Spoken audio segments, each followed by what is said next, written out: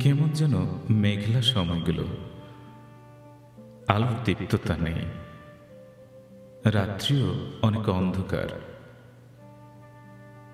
শীতে শরীরের রক্ত বরফ হতে চায়।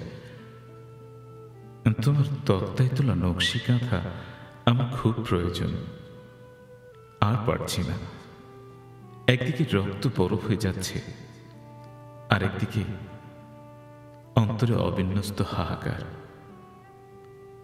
অন্তিম সায়াহ্নে নিমতলায় সারাদিন বসে বসে অহরহ প্রশ্বাসের স্রোত টেনে নিতে নিতে জড়তার মহামারীর কি যে এক বিস্ময়। নিদারুণ আর্তনাদে মুহূর্ত গুনতে গুনতে গুলায় যায়। আবার শুরু করি। এমন শুরু আর গুলায় যাওয়ার সংখ্যাও কম না।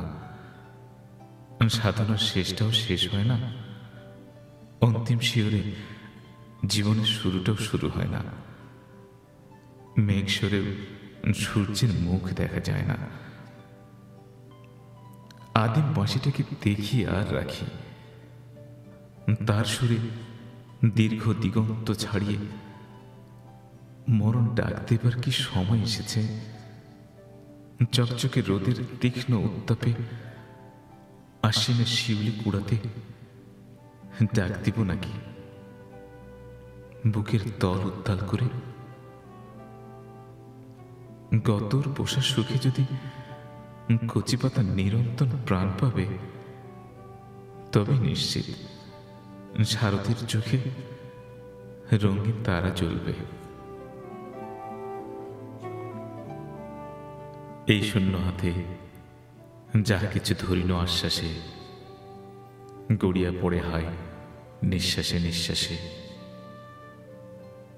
হাতে যদি রক্তও মাখিন, বৃষ্টি এসে ধুয়ে দেয়। ক্লান্ত পথ এসে এমনই মেশে গাঢ় অন্ধকার হয়। তবু একটা সুখ, তুমি হেঁটে চলো মৃত্যুহীন পথে। বন্ধ ঘরের সব চৌপাট হলেও প্রাণ আসে বলতে।